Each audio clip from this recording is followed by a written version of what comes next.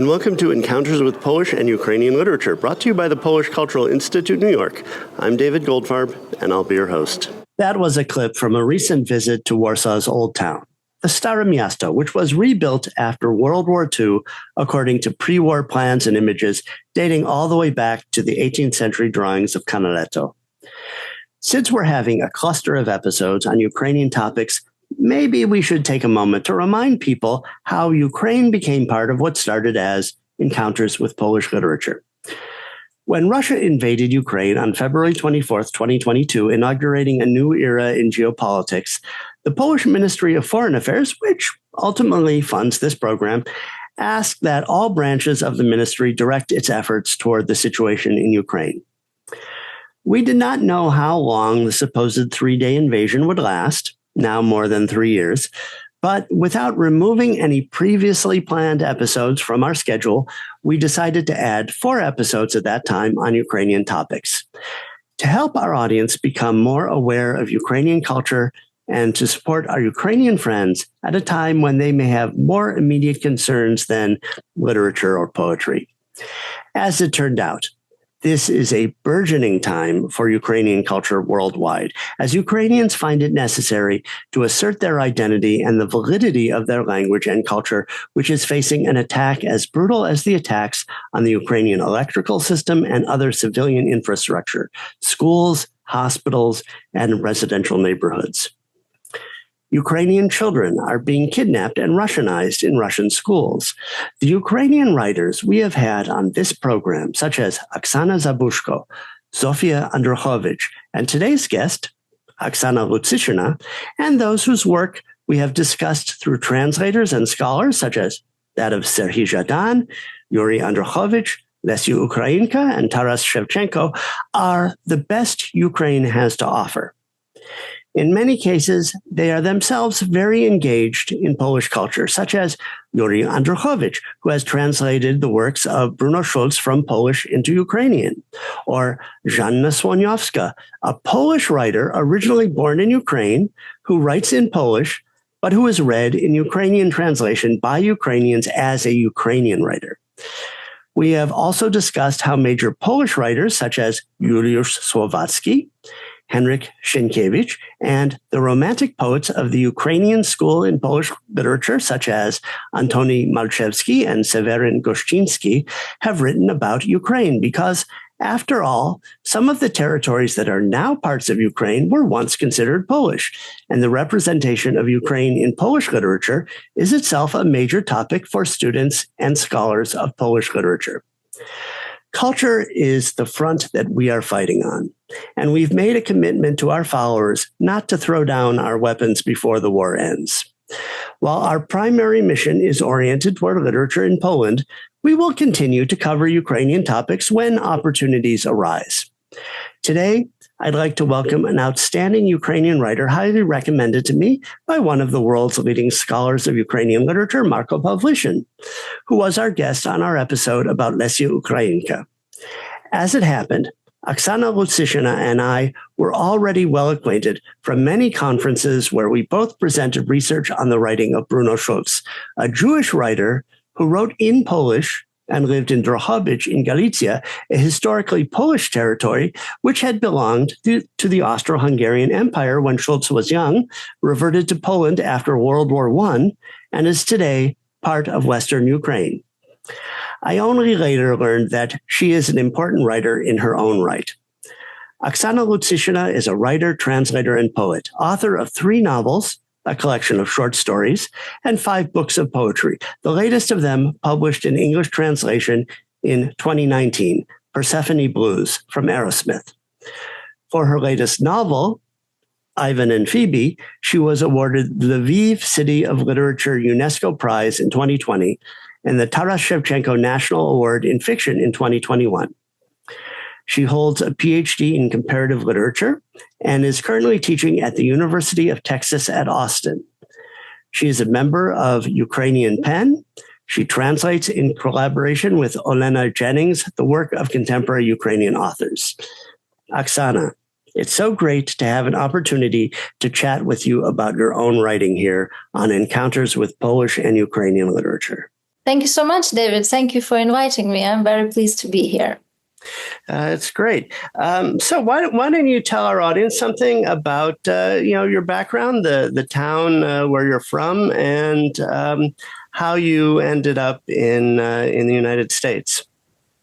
Of course. I'm from the town of Uzhhorod, which is on the border with Slovakia, Hungary, and the whole area is called Transcarpathia, and it's a real borderland. So basically, it's very multi-ethnic, multinational. Lots of different nations coexisted there for centuries. And so it means that it's a kind of like a cauldron of different languages and cultures, though some writers would say that this is not exactly true because every culture just keeps to themselves, and that's why they're so peaceful. But anyway, so I think this definitely set me up on a very particular path. And as for me being, an immigrant and coming to the United States, it was not actually done with a goal of immigration per se. I wanted to study particular stuff that at that point was not available in America, in Ukrainian universities. Cultural studies, feminist theory, and stuff like that. That was just the beginning of their appearance in Ukrainian universities. And that was the year of 2001. And so I applied for a Fulbright. I came to the United States. I landed at the University of South Florida, which is not really South Florida, but Central Florida, in Tampa, Florida. And I started my journey. I got all the degrees that I wanted. And then I suddenly realized, okay, many years passed since then. Maybe I just better get a job here. And so I got a job teaching Ukrainian language and Eastern European literatures at the University of Texas. And do you find yourself going back to Ukraine very much? I mean, something that strikes me as interesting about the war in Ukraine is that, when we think of countries at war, we tend to assume, everybody who can get out gets out unless they can't, and nobody goes back. But this seems very different in the current situation. That's true. I do go to Ukraine, and if sometimes I miss, a year or 6 months, depends, that simply means that, I had too much work going on, so I couldn't really go. But I do go, and I did go a couple times in the last 3 years. Usually I just go to see my parents these days. Again, that's not because of, being afraid of war, but it's simply because my schedule is pretty tight and I have to, go in and out. And one thing that war complicated is the logistics. So you cannot fly directly into Ukraine. You have to fly to Krakow or Budapest. You have to then take a bus or a train, depending. And then, it takes many, many hours to actually get there. So that's pretty much my only reason of why I'm not going there more often. But maintaining the connection with Ukraine has always been of paramount importance to me. So I would find myself being there different times of the year, usually a couple times a year. It seems to me that the Ukrainian writers are just, they're very well connected. Has that always been the case? Or, it seems it must be amplified by the war. I think it's been the case for the most part, yes. Not during the, if you immigrated during the Soviet times and it were still the Soviet times, you could not come back. Right. But after that, I think everybody has been pretty active in that even before the full-scale invasion. Mm-hmm. So at least that's the people I speak to. Like they're there a lot, even though they may be based abroad for the most of the year, for the majority of the year. Yeah, the amount of writing and translation happening and publication of Ukrainian writers seems to it's an explosion right now.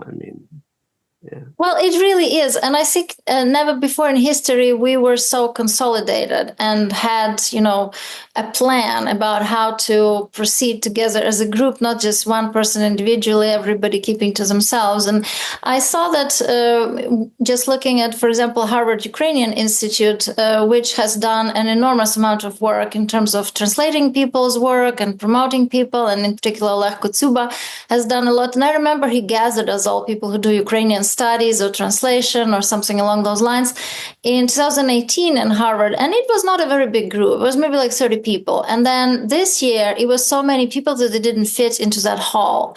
And I mean, this is Harvard. This is an old building. It doesn't have air conditioning, and it was impossible to be there. And it was November. And I looked at Oleh and I said, Oleh, look at this. Remember 2018 when you did it for the first time and how few people was here? And he was like, yeah. And we actually, consolidated. And we have now a particular Ukrainian series in several publishing houses, like in Huri, in Harvard Ukrainian Research Institute Library publishes fiction, nonfiction, and Lost Horse Publishing House publishes poetry. So they issued half a dozen, more than a dozen and a half of Ukrainian poetry books in translation. I think one of the collections by Serhiy Zhadan that we discussed in our Zhadan episode was Lost Horse, if I'm not mistaken. Yeah. And Deep Vellum in your case, they've published, of course, your novel Ivan and Phoebe, and also a collection of Ukrainian stories that we always announce at the end of our program, since all funding from that collection goes to support Ukraine. So maybe we can talk a little about your work. Now, I know that Love Life is the most recent one to come out in translation, but actually the most recent one that came out in translation that you wrote is Ivan and Phoebe. Yes. Right? Okay. Yes. Have you published a novel in Ukrainian since then? No, not yet. It's taking a while to finish it with all the stuff that's going on. Right. People say that that the novel, you can't write a novel during wartime because things are too unsettled. Is that your experience? I guess I struggled with it enough to kind of I figured out that it depends what this novel is about. If it's about a particular time frame, like say I'm writing something about 1980s and it stays there, then it's probably okay. It's probably possible. What is very difficult is to push your own feelings out of the way, like all this hindrance, this terror or this anxiety, so that's the thing. And if people are writing, if they want to write, say, a family saga that begins in the 1930s and that just still continues and all these people participate in fighting for Ukraine's future, that's really... That's hard during war because, you're just always in the middle of things. Right. And perhaps that's, why you're writing more poetry now, right? I mean, if I understand. I wouldn't say that more, but more like different nonfiction pieces that appear here and there. But even that, has been challenging to finish because, we all have days when just it's not going. Right. And it's actually, if you're in Ukraine and you're documenting what's going around, it gives you a very different sense of purpose. But if you're like somewhere else, and I've done both things, and then if you're somewhere else and you're kind of just relying on your background as Ukrainian, trying to explain something to the Western audience, that can be a slower work because you kind of have to rearrange furniture in your head. Mm-hmm. So why don't we talk a little bit about Ivan and Phoebe? Why don't you give us the plot summary? I've read it, but our readers probably haven't yet. Basically, it talks about the revolution on the granite, which is an event that many Ukrainians back in the day have not heard of because there was still Soviet Union. It was 1990, and there was a group of students from Lviv, joined later by some other student groups from Kyiv, from Dniprodzerzhinsk, and who came together in the Kyiv Central Square, which used to be called Plоща Жовтневої Revolution, so basically the plaza of Ukraine of October Revolution, and now it's actually Maidan. So they're gathered at the Maidan and they are staging a hunger strike. So they're basically refusing to eat and they have some demands for the government. So, for example, not to sign another treaty with Russia to be part of the Soviet Union, to bring Ukrainian soldiers who are drafted to Soviet army to serve on Ukrainian territory and not elsewhere.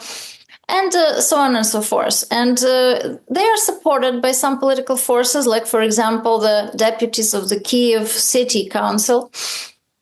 And they have, leaders and all, and they are not really taken into custody. They remain there from October 2, 1990 to October 18, 1990. And eventually, this strike becomes so important for the inhabitants of Kiev. And that's when Kiev, for the first time, saw this model of a peaceful protest. And so historians are saying that Revolution of the Granite was our first Maidan, was the model of our next Maidans. And it kind of set a particular mode for Kiev. So the other regions did not hear about it because Soviet Union, of course, did not let this information be in newspapers. So unless you had friends in Kiev who would call you or family and told you what's going on, you wouldn't have heard about it exactly.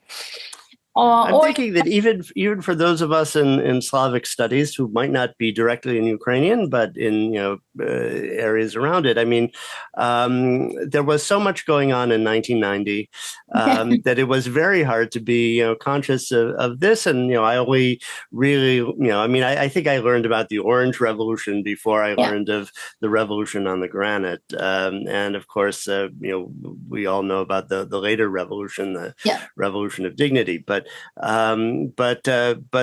this kind of reorients that whole period of history by looking at that. Yeah, and it was a revolution that happened before social media, so people could not communicate about it as freely as about the other two. And then what happened was other institutions started to join the students in their strike, and eventually even the workers of some factories. And then the government was scared because they realized it's spreading and there will be no stopping it. So they conceded. They said, okay, whatever you want, just get out of there, and so on and so forth. So I think it did not really dismantle the Soviet Union, but it really helped in dismantling it. It really ignited something. So, and then just like you said, there was so much going on. And then the next decade began, and 1990s were crazy because Soviet Union collapsed. People were left suddenly totally poor because the government stole everybody's money and put it in some Swiss bank. Like everybody's savings were in the only national bank that Soviet Union had. And so people were fighting for survival. And of course, gangs appeared and violence and criminal world and all this stuff. More time passed. And then I realized that there were only 2 books, nonfiction books about this revolution. And they were not even nonfiction books per se. They were basically just photograph albums. Mm-hmm. So I was like, okay, I need to write something about it. Even if people disagree with me completely and say I didn't get it right, it doesn't matter because perhaps somebody else will write something else and, it will just start. But when my parents read the novel, they were like, oh my God, now we know what was going on. We heard something was going on in Kiev in 1990, but we didn't know what. And so you see, they're from Uzhhorod, and even Uzhhorod was, it's in Ukraine, but it didn't hear about it, exactly what happened. It's but of course the novel is more than that. I mean, you have all of these different kind of axes of opposition. You start out creating this sort of the axis between Lviv and Uzhhorod as kind of 2 poles for Ivan, the main character. The title is Ivan and Phoebe, but Phoebe kind of by the end of the she comes in as this strong. I mean, I love the timeline of the novel. Maybe that's a place to start by thinking about. I mean, that we start from a wedding, but then we ask, well, how did that wedding come about? And then we kind of move back, and how did Ivan and Phoebe meet? And then we go further back, and then and then before you know it, we end up on the Maidan. It's not linear, which is good that it's because it forces you, I think, to read, reread, and rethink. And Phoebe is presented as this enigmatic poet figure who by the end kind of disappears, or she fades into the background, or becomes, maybe she's like the mad woman in the attic. I'm not sure. How do these different stories come together for you? The personal story and the political story, the historical story. Well, the end of Soviet Union also meant the end of some traditional structures, like a family, for example. Mm-hmm. And again, when we're talking about family, and family is an oppressive situation, it depends which part of Ukraine. I mean, my friends from Kyiv and some other areas would read it and be like, really? Why are women so oppressed in this novel? Like, this is not how it is in our part of the country. But you see, Transcarpathia and Galicia were parts of Austro-Hungarian Empire. Mm-hmm. Austro-Hungarian Empire fell, but its provinces never fell. They kind of became this, concentrated place for these kinds of things that just never ended. So I would say, yes, it's actually much more oppressive to certain types of people than some other parts of Ukraine. Or some other parts may be oppressive in a different way. So it's this very sort of problematic life of a woman who is supposed to be part of the workforce and be in the public sphere, but who's also supposed to be this protector of the private sphere. So there's always this conflict. This is much more dramatic maybe than in some other places. And this was also my jab at some examples of our national historiography where, or maybe just the world historiography, really. If you think about how history is written, it's all about the kings and the battles. And then it's only not very long ago that people started looking at how people actually lived, material culture, social history. And that immediately put women on the spotlight. They were not there. It's like, who cares how women lived if we have the king to look at, right? Mm-hmm. Or, this magnates or whoever was running the country or whatnot. So, and I think Ukrainian nationalist discourse, and I mean nationalist in the sense of national self-identification, not chauvinism or anything, but just in general, it tends to be patriarchal, just like all discourses of this kind. It's always using the help of women, but then marginalizing women.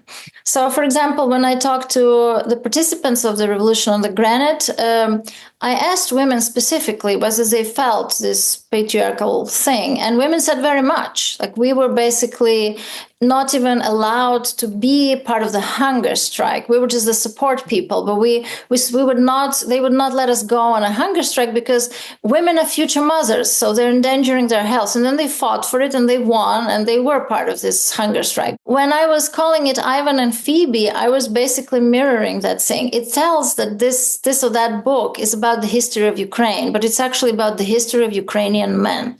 Mm-hmm. It's you do have one character who maybe is a composite of some of the people you spoke with, Rose, who does assert herself and insists on being part of the protest, part of the hunger strike. But yet, I mean, you could also say Rose's kind of, I mean, it's also the story of, Ivan's relationships, right? I mean, that they're all hanging on the spine of Ivan, that they're even, that's what makes them, that's what connects them to the story. Right. But you see, that's kind of the performative truth of it. That's how it was, or at least that's how it was perceived by people who had more power than these women, for example. So, and I know that many of my readers were upset. It's like, why did you portray Phoebe that way? And I like that they're upset. It's not always the book has to be redemptive. Sometimes the book has to upset you because this way you'll never forget it. And you'll be like, okay, there are people who are oppressed right now as we speak, and it's unfair. And this novelist wrote it that way, and I don't like it. And that's right. I want them not to like it. Mm-hmm. It's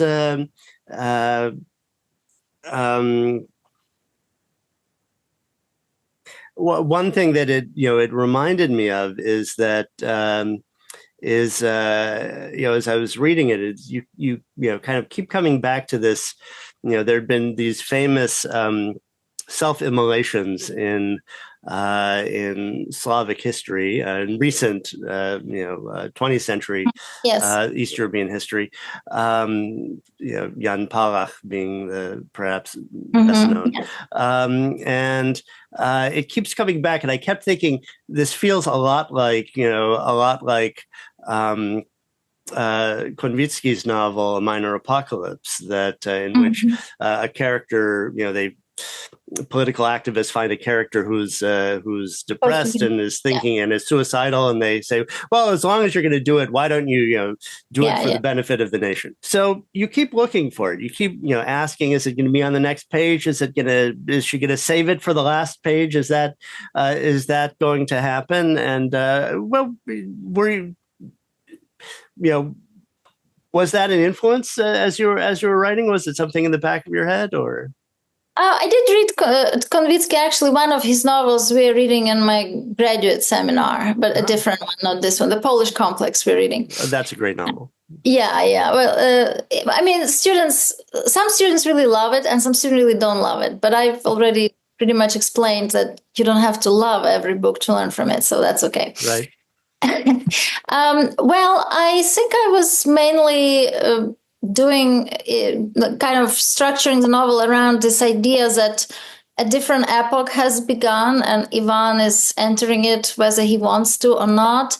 And it's not necessarily going to be as beautiful and climactic and dramatic as novels are. It's going to be just as uneventful as life is sometimes. It's anticlimactic in some ways because it's the unknown. And it's actually very true to life because it's not like people who fought for Ukraine were the ones that will have occupied places in the government and who would actually influence the country's ideology and everything. We would go through lots of phases of the opposite, the oligarchs grabbing power, of course, or some, I don't know, the deputies would be people who were not at all patriotic. Or maybe they were patriotic of Russia, but sitting in Ukrainian parliament, who knows? So we went through this whole post-colonial grind. So it's never a linear process. So it's kind of like, I guess, another reminder of that in the novel.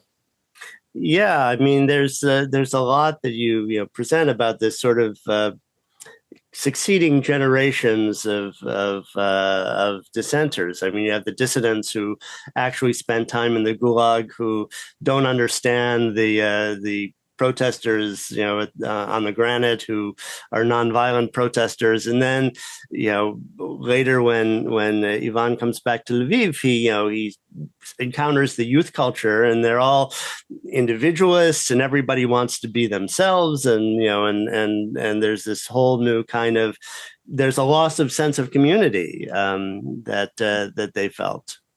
Yeah, that's a good point. When I was prepping for the writing, I was watching some, thankfully, of course, there were no social media, but there still were media. So there's lots of newspapers, there's lots of, TV pieces. And there were these interviews with people who were actual dissidents and who were kind of in the parliament for that tiny period of time. And they were completely different from all these people who became the people, with power a little bit later. And it's kind of like these people just disappeared, like they were marginalized by these forces of evil or whatnot. And actually, that episode that you mentioned with the dissidents of older generations not understanding what is the quest of these people on the who wanted to sit on the granite on a hunger strike. That's a real story that told to me by Markian Ivashcheshin, who was the leader of this whole thing. And Ivashcheshin actually had to tell them to go because they were advocating like a little bit more forceful rebellion. And Ivashcheshin said that he was in particular very enamored by the ideas of Gandhi, and that he felt that that's why the hunger strike made sense, because if a person is hungry, they cannot fight. Mm-hmm. Right. It was a very powerful description. You also have like other kind of these generational conflicts between, certainly it's in part generational, part regional. I mean, Ivan's mother doesn't understand, the idea of participating in protests, and then you have these two kinds of, two forms of, masculinity in this era. I mean, it's Ivan and Styopa. I mean, the Styopa is, a man of the earth. He's, bricks and potatoes, which I thought was brilliant. And Ivan is in IT, and these things never they're almost incommensurable with each other. Oh, thank you. I'm really glad you noticed Styopa. Yeah, well, Styopa and Margita, in a way, the mother of Ivan, represent this old Transcarpathia, and that's what I meant when I said borderland. So if we think about what is borderland means that anybody can come in and establish some kind of power of dominance over this area. And you have to live with them because you don't know who they are. So Transcarpathians, for a while, I'm not saying that they're like that now, not at all, but for a while, they were not really as politically active as Galicia, as Lviv, for example. They were kind of resentful. They're like, we don't want to have any trouble in our houses. We just know that we have this house. It's a fortress. We sit here. Whoever comes and, rules us, we're just going to say, yes, yes, yes, yes. We are fine with that. We are good. Just so that they don't leave, just so that they leave us alone. And I guess for a while that worked. And then, of course, history just doesn't let you off the hook. So at some point, Transcarpathia became a little bit more active. And by now it's, of course, it is also part of the country that is at war. So, and actually my town, there used to be 100,000 people, is now 300,000 because of all the people who had to relocate to it. Mm-hmm. And it's a completely different place, and in a good way and in a bad way. In a good way, because these people brought their businesses, their little or big industries, and But then the bad news is that the town has nowhere to grow all that much because it's not a big place. The mountains are right there, the borders are right there, so you can imagine the issues with infrastructure. But yeah, so Styopa and Margita is this old fortress of borderland that just determined to survive no matter what the political power is around. Mm-hmm. And another kind of sort of important theme in the novel, that I was important to me was the consciousness of being under surveillance during from that seems never to end. I thought this you have this character Sashko Petrenko, who is believed to be some sort of former KGB agent or secret police officer who is following Ivan around, and there's a lot of time spent on expectation, on waiting, like when's it going to happen? I mean, it's it's kind of almost like the consciousness of the novel, right? Of any novel, right? Is your the sense of waiting for something to happen, waiting for the event horizon, if you want to call it that. And one thing that I thought was interesting was that and I wrote this as a note to myself, and then I read it a few pages later, was that when the oligarchs come in and they want to take over the bank where Ivan is working at, they're no different. They're that sort of sense of waiting and surveillance and being followed and looking over your shoulder doesn't disappear because of the change of government or structure of society. Actually, as for the character who follows Ivan, and his name is sort of a deliberate non-name. That's actually taken from one of the novels of Andruchovich, because these people will read the novels that were out there, so that they could pretend to be educated in Ukrainian stuff, so that you could trust. But anyway, when I spoke to, again, Marek Ivashchishin and some of his friends, they confirmed that there were cases of kind of like paranoia cases, that people sometimes would just leave Lviv and not to be there because KGB was after them. Other people denied it and said that that's not true, that there never was any surveillance. And I think we're still uncovering that part of Ukrainian history and history of Soviet Ukraine and history of Ukraine of the next period, where all these, there was stuff that we are not aware of. Mm-hmm. And I know that I myself sound a little paranoid, but it's kind of true that there were always forces there that we did not know were there and that we chose not to look at or not to acknowledge because it's made life tolerable. And actually, Vashishин said that is kind of like a coping strategy. You know that there will be an informant amongst you and you consciously ignore that feeling because you will just eat yourself alive from the inside. Mm-hmm.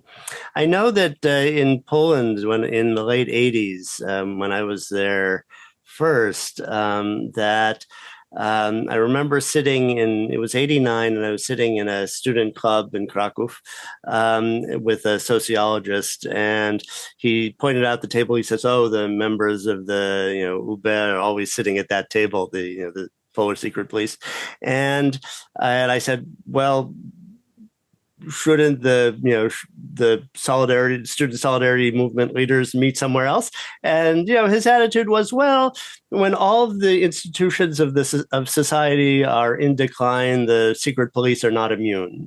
They're probably just spreading disinformation among their own ranks. And that was the coping strategy there. I think that you thought, well, what do they know? I mean, they can listen to us all they want, and they won't, learn anything. Yeah, or people would just, like, there was kind of a silent agreement. The secret police, you kind of know who the secret police is, so you're kind of like, we're dealing with a familiar face, and that familiar face deals with you as a familiar face, and so you kind of like play roles, but you don't really do anything to harm each other, because if you do, then they will appoint somebody else, and you will not know who that person be, and that's going to be worse for everyone. So, especially towards the end of the Soviet Union.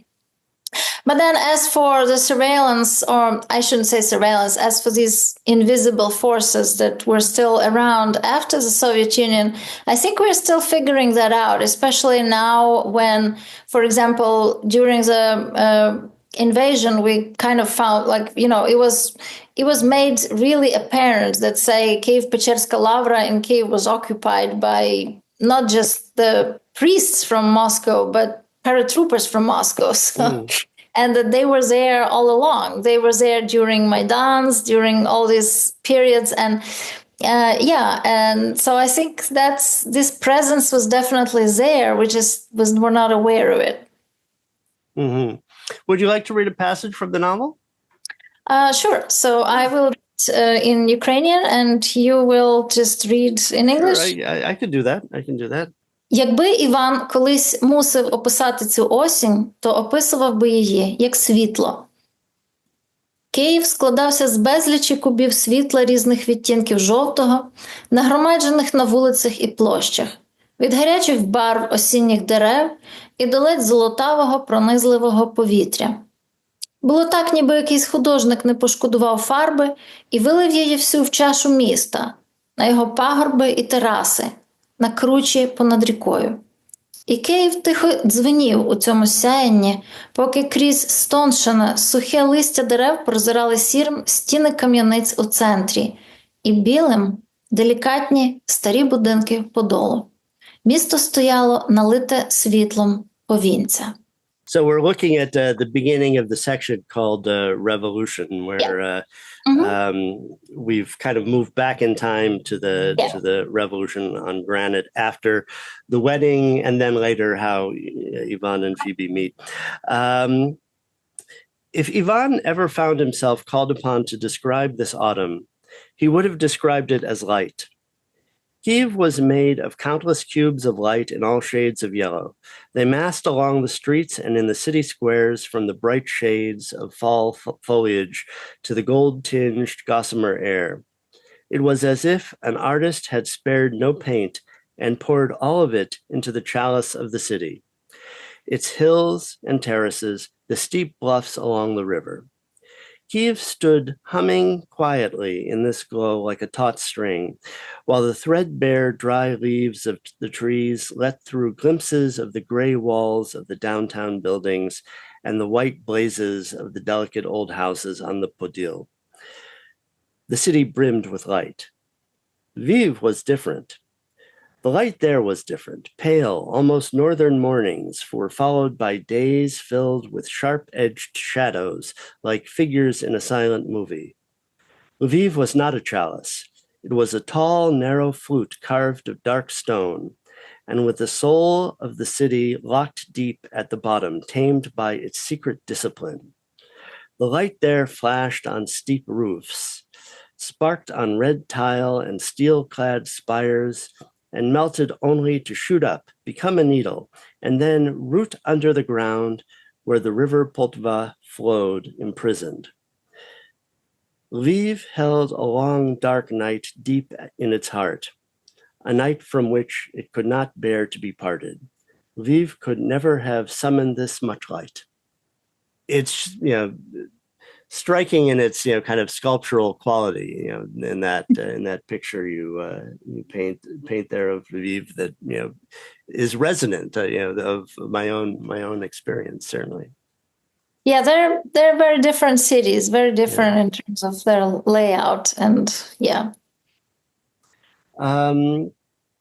If I can ask, it's also beautifully translated. What is it like working with Nina Murray? Is like, I don't know, incredibly like prolific. I mean, she's produced so much in such a short time. She's the Constance Garnett of Ukrainian literature easily, times three probably. What's your experience working with her and working with translators in general?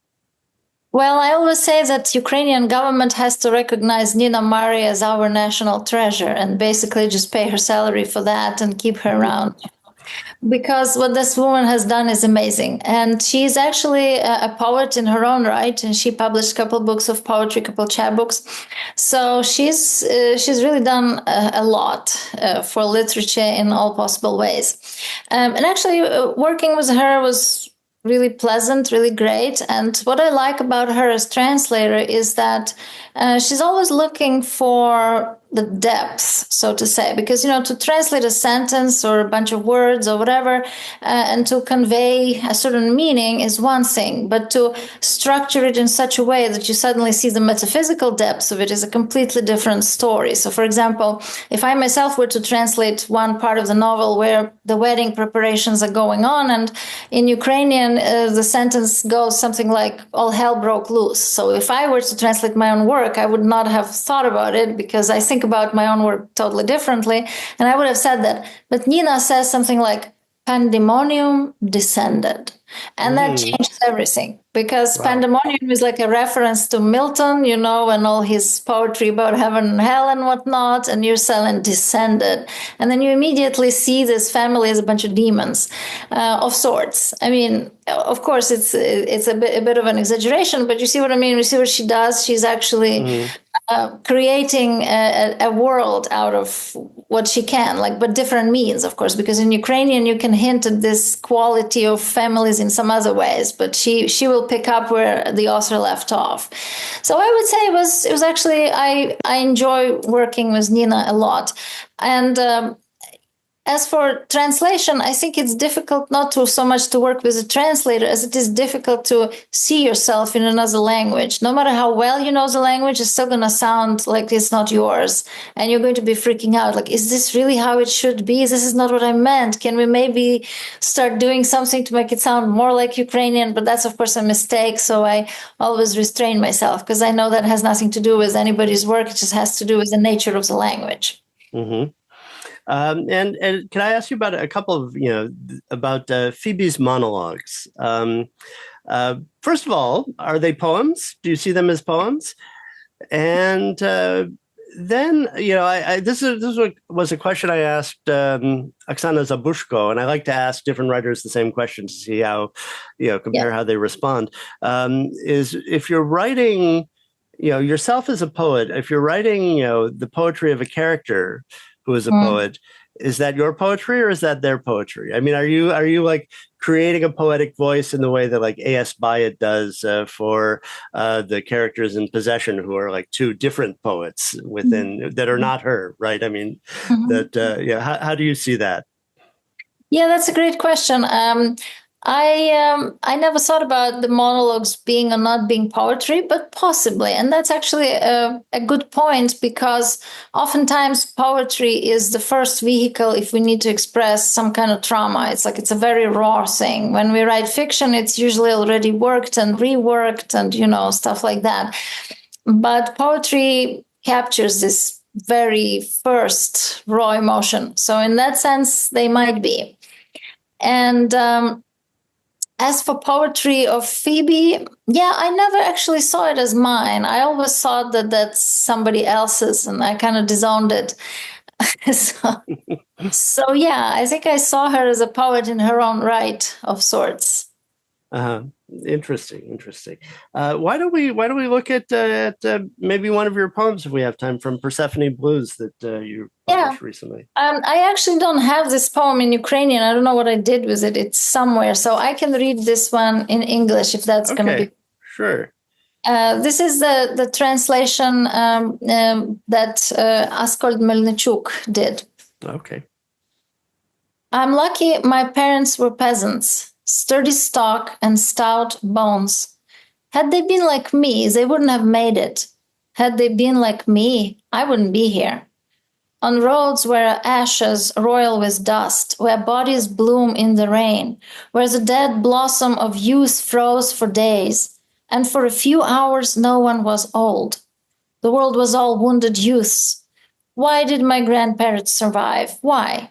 Was it because they felt the burden of generations of the unborn, of those who come in 5, in 30, in 50 years? And those who died, they were like pruned branches, light and free. And only on my father's side, the cancer of legacy, women's tears like women's fists, proud heads which always fall first. These were women unused to standing for long, because the veins on their legs exploded, who were unable to weep long hours without going blind or mad. You had to know how to do everything. Tend wounds, bake bread, dig trenches. Nobody taught them. They had to learn for themselves. And they wrote poems, not like before, shorter now, nearly wordless, because they no longer had metaphors. Only the clay and the sun. When did you write it?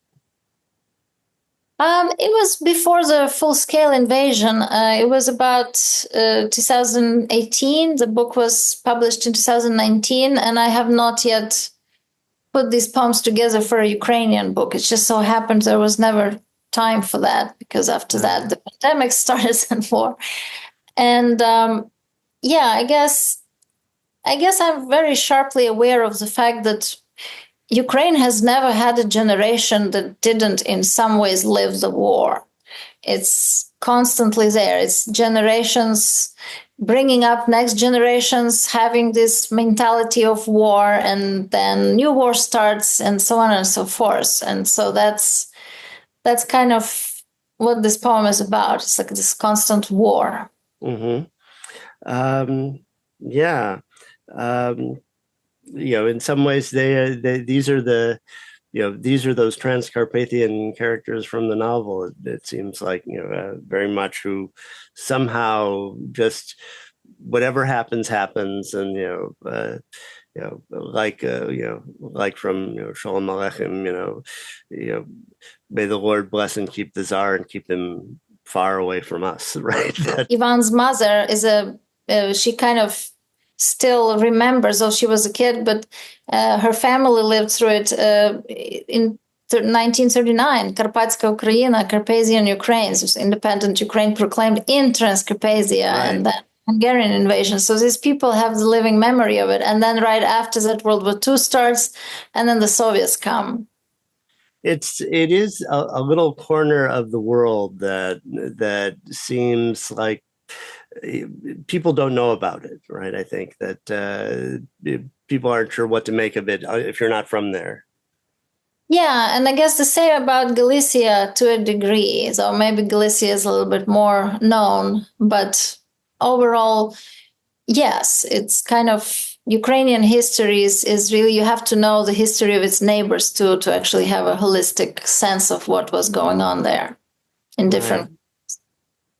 So I don't know how much time we're going to have to look at your latest work to come out in translation, but why don't you say a few words about Love Life? Sure. Yeah, so this novel was written before Ivan and Phoebe and was published in Ukraine in 2015.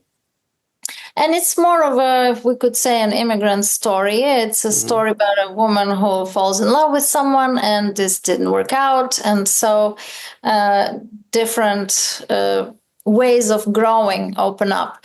So the novel has been criticized by a number of Ukrainian critics, and it was actually very much loved by a number of critics and readers. So it does not produce any kind of consistent response. It produces very extreme responses.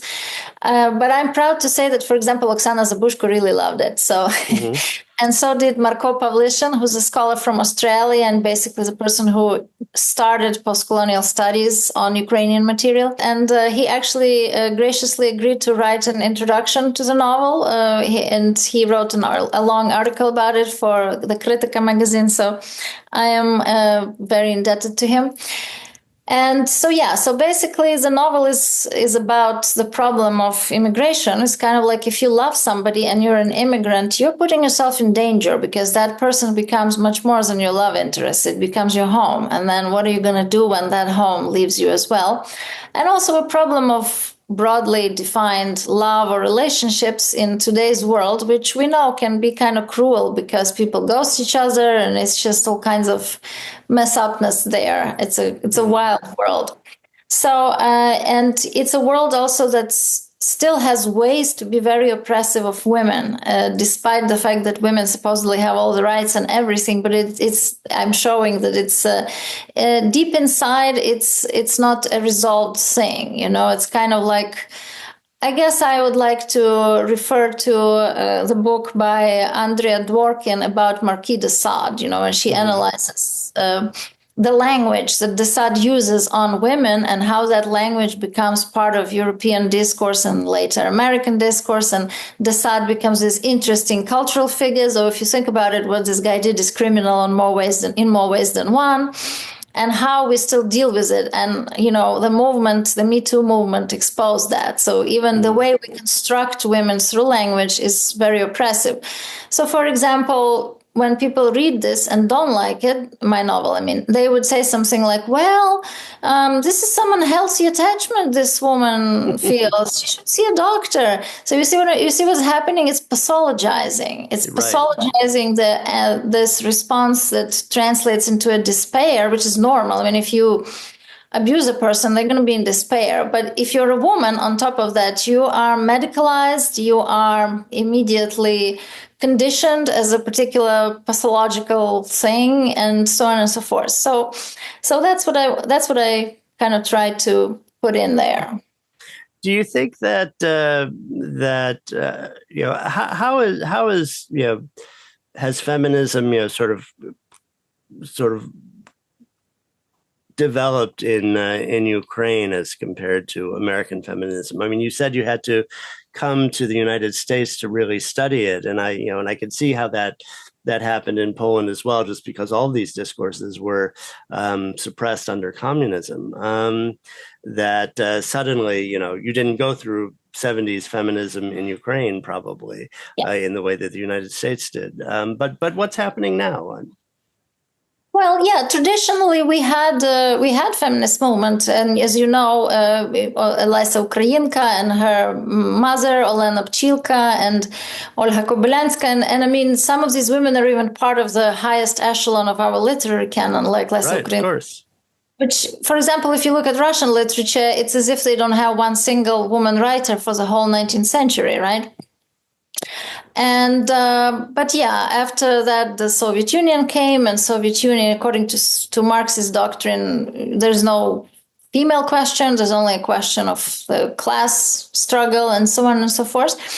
And I think at first, when the scholars like Solomea Pavlichko, Tamara Hundorova, and others started, Vera Heva also started feminist studies, like men were looking at them funny, like, oh my God, these witches, what are they doing together?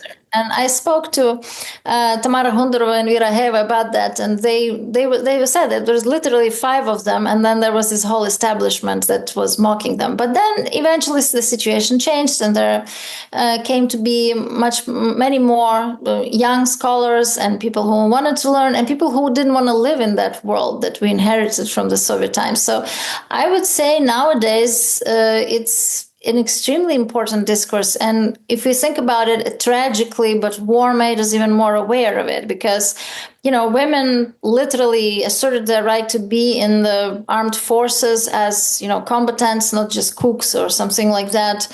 And also we have to consider the problem of refugees. Very often it's women who suddenly their lives kind of are stopped because they have to be the single breadwinner in the family to take care of these kids, and their own dreams and aspirations have to just kind of wait for this situation to resolve because the husband is in the army or something like that, or cannot leave Ukraine. So it's actually an attack on womanhood. This war is an attack on womanhood, I would say. And actually not far than a few days ago, I saw that some students, female students of different institutions, started to expose their male professors who have abused them or harassed them in the past. This is we had a Me Too movement initiated by journalist and writer Anastasia Melnichenko, even before the America had theirs. It was called "Я не боюся сказати," I'm not afraid to say or to tell. And I think it's kind of like a second installment, but this time not just to say it, but to actually have action follow. Like, I don't think that this system with these male professors who could get away with these things is going to stand. Has it been impeded by the war, or do these? I think women just came into awareness of what they are, and they just don't want to put up with things anymore. Yeah. War makes everything extreme in that sense. It's like you are very sharply aware of the limits of your life and the fact that you can lose it. And it's like, why would you want to live in this particular way? Right. Well, let me ask you, what are you working on next? I have a few projects. I'm not sure which one of them will, get to the finish line, or I could at least to the point where I could say that this is what I'm doing. This is a linear process of just the work of the muscles, like writing without thinking, without second guessing. But one thing I can say I'm doing, it's a book of essays, and it's actually in English. Different essays from different times, and some stuff that I have not yet put together as essays, but I have done some preparation on. And it actually, some of them do touch the problem of gender relations in Ukraine or gender structure in Ukraine that I know both as an insider and outsider right now. And one essay is about one of my trips to Ukraine and how that went, and so on and so forth. So I'm hoping it may be interesting to the reader outside of Ukraine.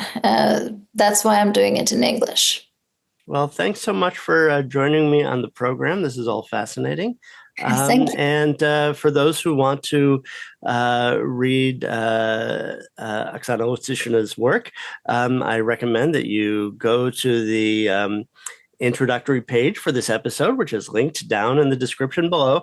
And you can find a short bibliography with publishers' links to acquire the books. So thanks for being on the program. Thank you so much. Wait up.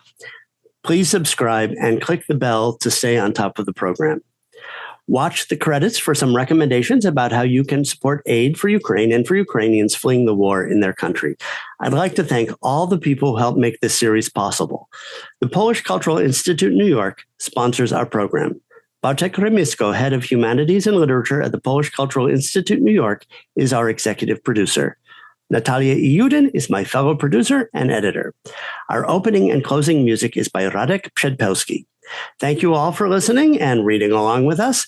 Let's meet again in a month when Claire Kavanaugh will be joining us again to discuss the poetry of Ryszard Krynicki, one of the poets of the Polish New Wave of the late 1960s. See you then.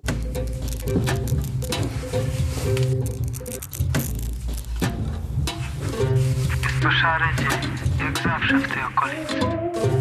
Cała sceneria dodaje się chwilami fotografią z ilustrowanej gazety. Tak szare, tak płaskie są domy, ludzie i pojazdy.